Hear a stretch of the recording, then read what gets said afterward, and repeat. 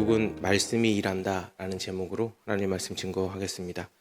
오늘 본문은 하나님께서 선지자 학개와 스가랴를 통해 멈춰있던 성전 재건을 다시 일으키신 사건을 기록한 말씀입니다. 시기가 다시 성전 건축으로 돌아왔습니다. 바사왕 다리오가 다스리던 때 예루살렘의 성전 공사는 오랜 세월 중단되어 있었습니다. 대적들의 고발과 왕의 조서로 인해 백성들은 낙심했고 성전의 기초만 덩그러니 남은 채 16년이라는 세월이 흘렀습니다. 그때 하나님께서 침묵을 깨시고 선지자 학개와 스가랴를 세우셨습니다.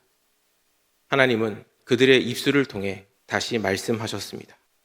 이 일은 너희의 힘으로 시작된 것이 아니라 내가 명한 일이다.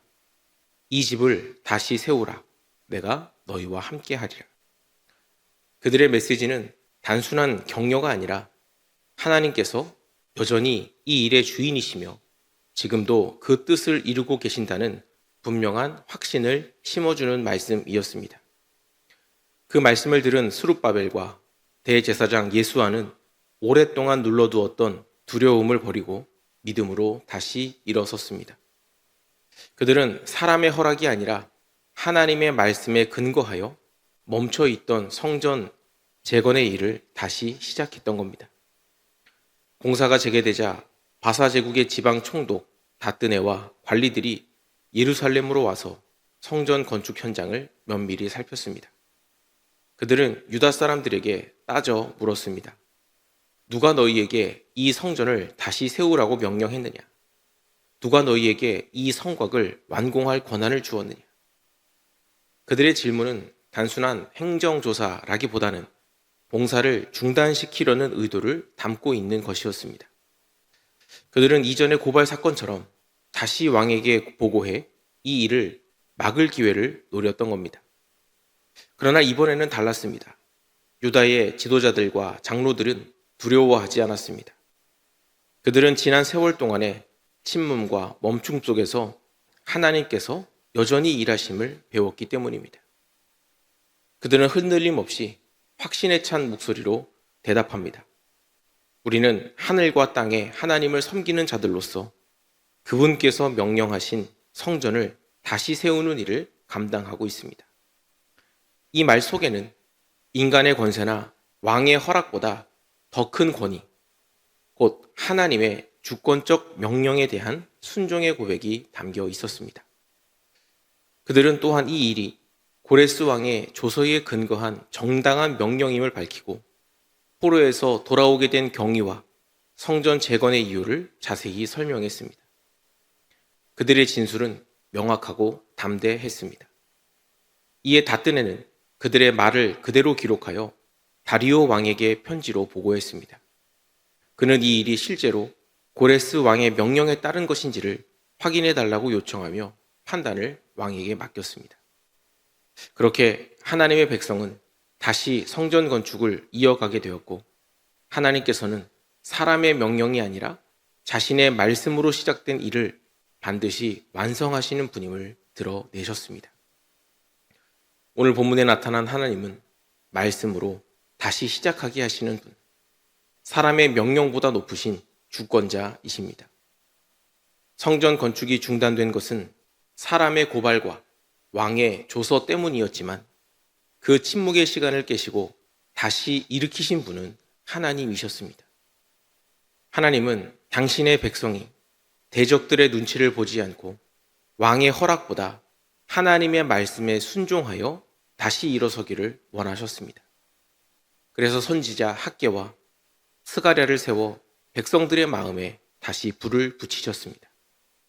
그들의 예언은 단순히 힘을 내라는 격려가 아니라 이 일은 사람의 일이 아니라 하나님의 일이며 그분이 지금도 너희와 함께 하신다는 선언이었습니다. 그 말씀은 멈춰있던 이스라엘 백성들의 손을 다시 움직이게 했고 두려움에 눌렸던 백성들의 마음을 다시 일으켜 세웠습니다. 멈춰있던 성전이 다시 세워진 것은 바사 왕의 마음이 바뀌었기 때문이 아니라 하나님의 말씀으로 백성들의 마음이 변했기 때문입니다. 하나님은 침묵하시는 것 같을 때도 역사를 주관하고 계시며 그분의 섭리는 대적의 음모도 왕의 조서도 뛰어넘고 그분의 말씀은 인간의 권력보다 강하며 어떤 명령보다 오래 지속되는 능력입니다. 이스라엘의 회복은 인간의 계획으로 시작된 일이 아니었습니다. 겉으로는 고레스의 조서가 시작처럼 보였지만 그 배후에는 하나님의 손이 있었고 멈췄던 성전을 다시 세우셨던 것도 결국 하나님이셨습니다. 하나님은 당신의 일에 사람의 허락을 필요로 하지 않으십니다.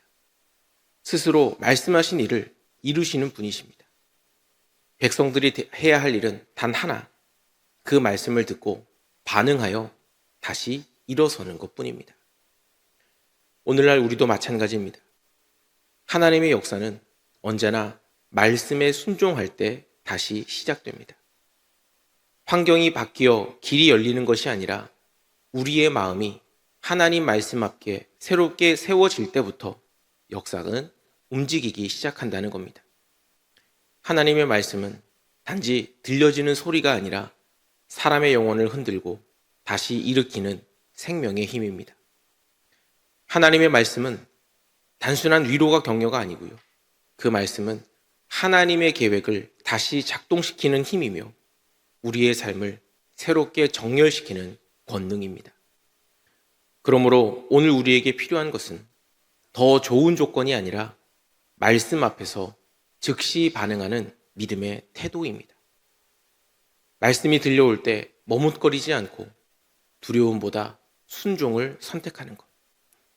그 선택을 통해 하나님의 역사는 다시 시작되고 그런 이들을 통해 그분의 뜻을 이 땅 가운데 이루어 가십니다. 오늘 말씀 기억하면서 말씀을 통해 우리의 마음을 깨우시고 다시 사명의 자리로 불러내시는 그 하나님의 음성에 귀 기울이며 그의 순종함으로 하나님의 뜻을 이 땅 가운데서 이루어가는 저와 여러분의 삶 되시기를 주님의 이름으로 간절히 축원드립니다.